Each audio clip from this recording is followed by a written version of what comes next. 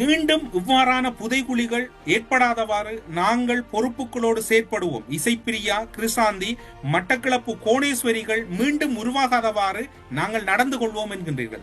மீண்டும் உருவாகாதவாறு நடந்து கொள்வோம் என்பது ஒரு பொறுப்பான பதில். ஆனால் இவ்வாறான விடயங்களுக்கு காரணமானவர்கள் மீது என்ன நடவடிக்கை எடுக்கப் போகிறீர்கள்? நீங்கள் என்ன நடவடிக்கைகளை நகர்த்தப் போகிறீர்கள் என்று கூறுகிறீர்கள் இல்லை. தொடர்ச்சியாக இவ்வாறானது எங்களுடைய ஆட்சியில் இடம்பெறவில்லை, இது எமக்கு தொடர்பில்லை, இனி இடம்பெறாது. கிருஷாந்தி, இசைப்பிரியா, அதே போன்று கோணேஸ்வரி, மட்டக்களப்பு கோணேஸ்வரியை கூட உச்சரிக்கின்றீர்கள் என்றால் அப்படியாயின் இவர்களுக்கு அல்லது இந்த நிலைக்கு காரணமானவர்கள் மீது என்ன நடவடிக்கை எடுக்கப் போகிறீர்கள்? அதனை சற்று விரிவாக கூறினால் நன்றாக இருக்கும் என்று எல்லோரும் எதிர்பார்க்கின்றார்கள். காரணம் என்னவென்று சொன்னால், இந்த தொடர்ச்சியாக அரசு மஹிந்த ராஜபக்ச யுத்த வெற்றி வீரராக இருந்த போது அவரை கொண்டாடியவர்களும் நீங்கள் தான். சந்திரிகா பண்டாரநாயக்க குமாரதுங்க வடக்கிலே யுத்தத்தை நடத்திய போது அப்பே ரட்டை மகே ரட்டை என்று கூறியவர்களும் நீங்கள் தான்.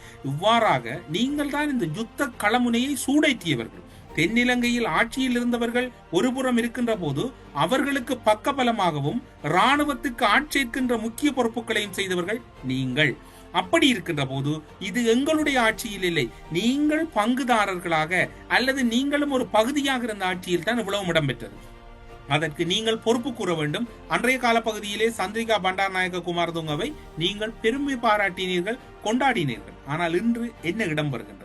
நீங்கள் கூறுகின்ற விடயம் சரிதானா? நீங்கள் கூறுகின்ற விடயம் உண்மையாக இருக்கின்றதா என்றால், நீங்கள் எந்த விடயத்தோடும் தொடர்புபடாமல் ஒரு புதியதொரு கட்சியாக அல்லது புதியதொரு அரசியல் சித்தாந்தத்தோடு நீங்கள் வந்திருந்தால் நீங்கள் இப்போது கூறுவது சரி.